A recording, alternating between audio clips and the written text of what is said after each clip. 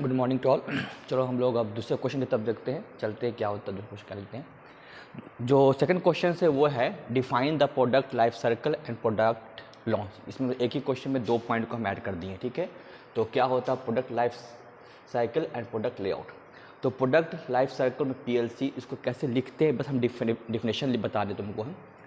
It is the model in which how product progress during its time on the market. मतलब market में जब कोई चीज़ product को हम लॉन्च करते हैं, कुछ को डालते हैं हम लोग हैं, तो वो मार्केट में कैसे प्रोग्रेस कर रहा है, इसको एक डायग्राम से तुमको समझाना है। यहाँ पे कहा गया सेल्स, यहाँ पे टाइम। मैं टाइम के साथ सेल्स कैसे कैसे बढ़ता है, कब घटता है, कब क्या होता है। जब फर्स्ट इसके 3 फेज होते हैं, 4 स्टेज होते हैं। पहला स्टेज होता है इंट्रोडक्शन। जब फर्स्ट टाइम हम डालते हैं, मार्केट में लॉन्च करते हैं, उसको बोलते हैं इंट्रोडक्शन। उस समय के साथ साथ सेल्स बढ़ता है। एक समय ऐसा आता है कि उस प्रोडक्ट को जब सेल्स करते हैं तो उस पर अच्छा से तरीके से ग्रोथ करता है, मतलब जितना बिकना होता है वो बिकता है, मतलब अच्छा से सेल्स होता है 2 नंबर तक। फिर कुछ समय के बाद जो सेल्स का जो होता है वो कम हो जाता है, मतलब मैच्योर, मतलब हो जाता है सैचुरेट। मतलब अब वो धीरे धीरे उतना सेल्स जिस तरह से 1 से लेके यहाँ तक ग्रोथ किया था, अब वो ग्रोथ नहीं करेगा, मतलब सैचुरेट कर जाए, जितना बिकना था बिक जाएगा, अब धीरे धीरे बिकेगा। 3 के नंबर के बाद जो प्रोडक्ट है वो डिक्लाइन कर जाएगा, मतलब जो मार्केट में अब सेल्स होना चाहिए था वो सेल्स उतना नहीं होगा।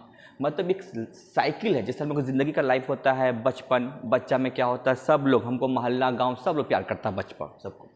जब आपका उम्र 25 से 20 के बीच में होता है तो ग्रोथ रहता है, लगता है कुछ भी कर दें हम, है ना, ये काम कर दें, वो काम कर दें, एक ग्रोथ होता है। फिर एक समय के बाद क्या होता है, स्टूडेंट हो जाता है मैच्योर, मतलब अब कुछ होने वाला नहीं है, अब हम स्थिर हो गए, ठीक है ना, लाइफ में कुछ होता नहीं है, जितना भी जुनून होता सब खत्म हो जाता है। और फिर लास्ट में इंसान का लाइफ बुढ़ापा आ जाता है, वो होता है डिक्लाइन, अब कोई वैल्यू नहीं है, कोई पूछने वाला नहीं है। तो जिस तरह से इंसान का एक लाइफ साइकिल होता है, उसी तरह प्रोडक्ट का भी एक लाइफ साइकिल होता है, ठीक है। कब ज़्यादा बिकेगा, कब एक समय के बाद वो बिकना बंद हो जाएगा, इसी को बोलते हैं प्रोडक्ट लाइफ साइकिल। तो इतना सा पॉइंट को लिखना है। क्वेश्चन नंबर दूसरा जो है पॉइंट, उसमें कहा गया क्या है, प्रोडक्ट लॉन्च क्या है, मतलब लॉन्चिंग क्या होता है, मतलब जब प्रोडक्ट को मार्केट में लॉन्च करते हैं उसका क्या मीनिंग है। यहाँ पे एक पॉइंट लिखा हुआ है, it is the serves to the attract customer to the new product या अपकमिंग प्रोडक्ट। मतलब इसमें कस्टमर को ये बताया जाता है कि तुम्हारे मार्केट में एक नया प्रोडक्ट आने वाला है, ठीक है ना, उसके बारे में कस्टमर को बता देना, अवेयरिंग कर देना कि हाँ तुम्हारे मार्केट में कोई चीज़ आ रहा है, उसको खरीदना है। तो इसके बारे में क्या करते हैं, 2 पॉइंट करते हैं। पहले क्या करते हैं कि हम इन्फॉर्म करते हैं the customer about the new product, जैसे मीडिया, यूट्यूब के ज़रिए से, न्यूज़पेपर के ज़रिए से, या आजकल तुम जाओगे मॉल, जब जाओगे मॉल में तो वहाँ पे भी एक लगा रहता है डिजिटल, तुमको स्क्रीन, वहाँ पे नया प्रोडक्ट के बारे में बताया जाता होगा। तो एक तो होता है कि नया प्रोडक्ट आने से पहले उसके बारे में कस्टमर को बताना है कि ये प्रोडक्ट तुम्हारे मार्केट में आ रहा है, ये अच्छा चीज़ है, ये हो सकता है, ये फ़ायदा हो सकता है।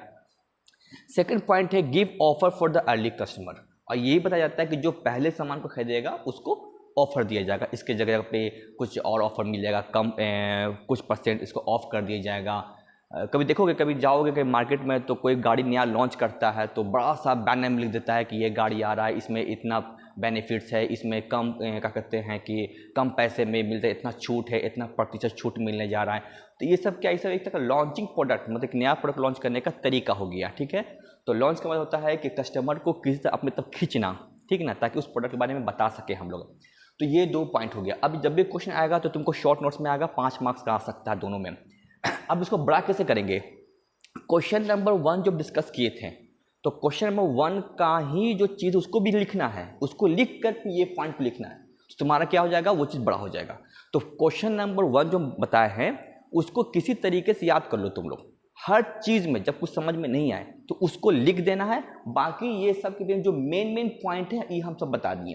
तो ये मेरा हो गया, मेरा आत्मा है, मतलब बॉडी हो गया। पहला क्वेश्चन नंबर 1 बॉडी हो गया, उसका जो आत्मा है ये सब डाल देना, बस ये सब मेन पॉइंट है। ये डालने के बाद तुम्हारा चीज़ कंप्लीट हो जाएगा, ठीक है। ये क्वेश्चन नंबर 2 था, इसको करके इसको कॉपी में लिख देना है, लिखना है, लिखिए, तुम्हारा क्वेश्चन नंबर 2 कंप्लीट हो गया। नेक्स्ट हम क्वेश्चन नंबर 3 में हर दिन बस एक क्वेश्चन लाएंगे हम, ताकि तुम लोग को समझने में आसानी हो सके। ज़्यादा इसमें कुछ ज़्यादा डिटेल घुसने की जरूरत नहीं है, बस इतना काफ़ी है, इसको लिख लेना। आगे क्वेश्चन नंबर 3 के लिए हम लोग नेक्स्ट वीडियो अपलोड करेंगे।